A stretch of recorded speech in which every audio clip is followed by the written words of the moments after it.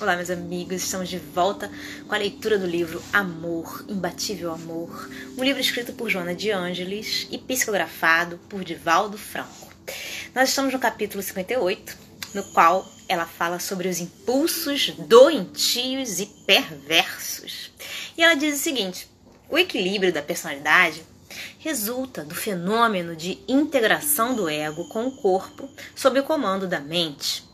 Quando se rompe essa harmonia, face às pressões que a impulsionam, advêm transtornos emocionais que conduzem a comportamentos doentios, com impulsos mórbidos.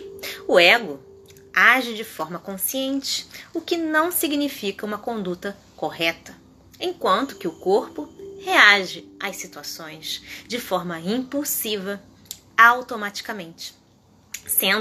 Sendo duas correntes de força que se devem unir para dar curso a uma personalidade unitária. Ocorrendo a reação de uma contra a outra, surge uma fissura que leva à conduta de autonegação com as suas consequências perversas. A manutenção da harmonia das duas forças depende do grau de vitalidade, de energia do indivíduo que o capacita ou não ao enfrentamento.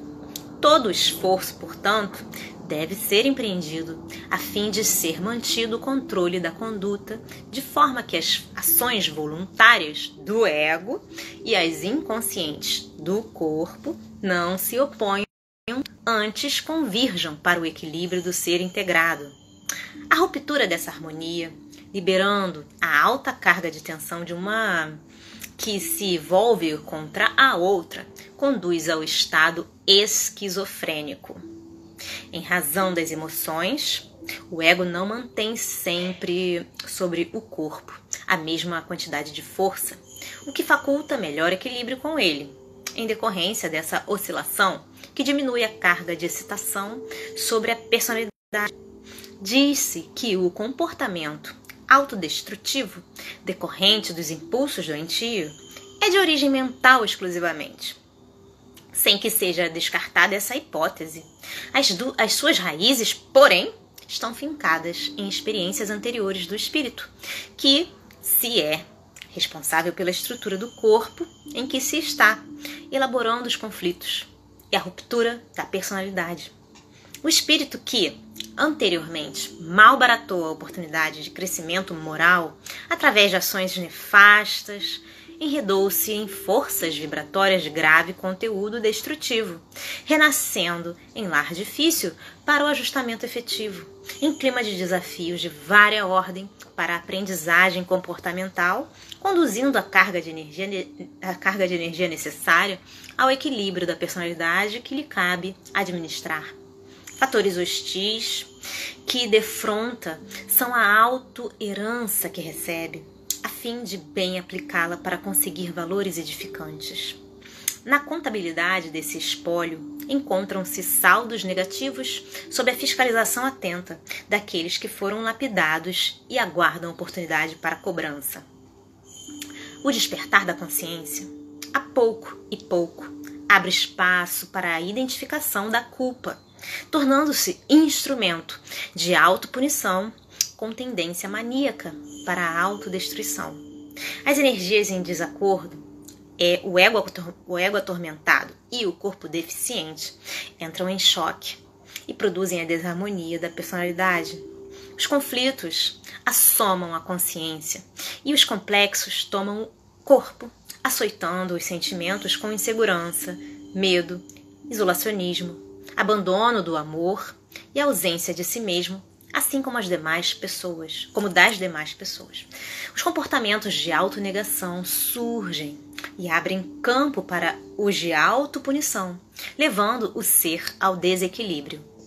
Nem sempre o paciente se omisia na depressão que o afasta do meio social, mas foge também para um estado interior de autodepressão, de desprezo pelo si, embora a aparência externa permaneça e transmita uma imagem simpática de estar bem-sucedido, de encontrar-se sorridente e de ser feliz. O tormento íntimo, porém, devora-o porque simultaneamente o ego investe contra o corpo, que passa a detestar. Muitas síndromes expressam essa luta em forma de autodesconsideração e de autoagressão. Nesse campo de batalha, a imagem do indivíduo se torna detestável e é necessário castigar o corpo mediante dietas rigorosas e autopunitivas, caindo em distúrbios de anorexia ou de bulimia, nunca satisfazendo-se com os resultados obtidos.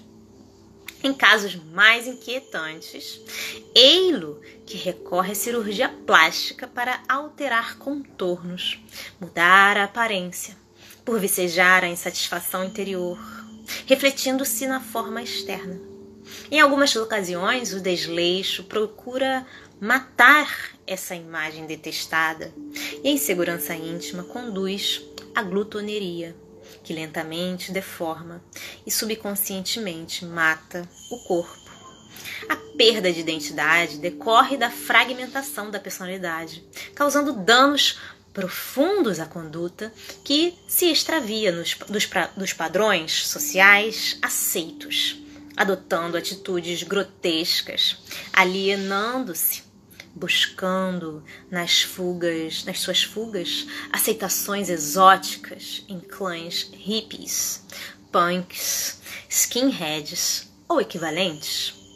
O alcoolismo, o tabagismo, o consumo de drogas, o desvario sexual ou a autocastração violenta deterioram o corpo e a personalidade, enquanto o ego implacável se consome nessa luta infeliz.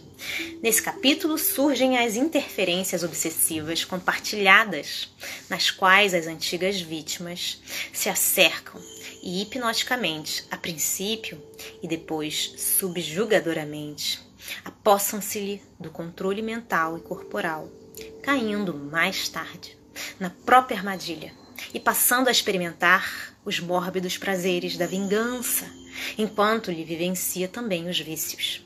Os impulsos autodestrutivos, inerentes ao atormentado, são estimulados pelas mentes desalinhadas que lhe sofreram prejuízos e agora lhe aumentam a força desintegradora da existência física. Outro sim, o fenômeno também ocorre quando pessoas que se sentem prejudicadas descarregam as vibrações mentais deletérias contra aquele que lhes teria sido responsável, impondo-lhe, pelo ódio, pelo ressentimento, pela inveja, altas cargas perniciosas que são assimiladas de forma de tóxicos, violentos e destrutivos. A culpa inconsciente proporciona-lhe a sintonia com essas mentes e o sentimento de autopunição colabora para que ocorra o desastre destrutivo por elas desencadeado e aceito pelo paciente.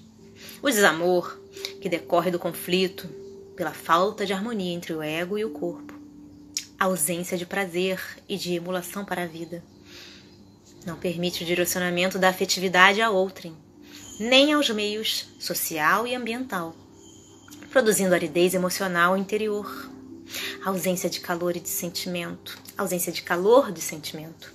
que são incompatíveis com a vida e as suas metas. O ser humano é estruturado para alcançar os patamares sublimes da harmonia, programado para a plenitude, o samadhi, o nirvana, o reino dos céus, a perfeição. A busca do prazer o conduz ao encontro da felicidade. Esse equilíbrio entre o psíquico, o emocional e o físico, quando se poderá libertar das experiências reencarnatórias. Para esse cometimento, o amor é preponderante, indispensável por produzir estímulos e gerar energias que mais vitalizam quanto mais são permutados. Uma existência saudável caracteriza-se pela expansão do amor em sua volta, irradiando-se do fulcro interno dos próprios sentimentos. Quando viceja no ser, orienta a personalidade que se faz dúctil e comanda o equilíbrio do ego com o corpo, em razão de ser a força dinâmica do espírito em expansão.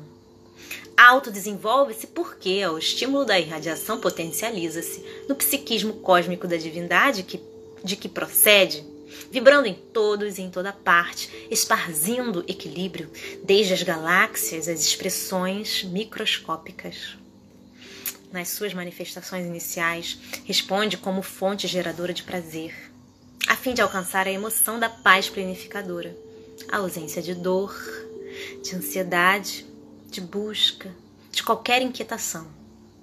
É o amor o antídoto, portanto, das doenças modernas, decorrentes da massificação, da robotização, da perda do si, porque é a alma da vida, movimentando o universo e humanizando o princípio inteligente, o espírito, no processo de conquista da angelitude. Bom, gente, ficamos por aqui por hoje. Nós estamos quase no final desse livro, né? Tão lindo. Eu espero que vocês estejam gostando dessa leitura tanto quanto eu. Um grande beijo a todos. Deus abençoe e até a próxima. Tchau, tchau.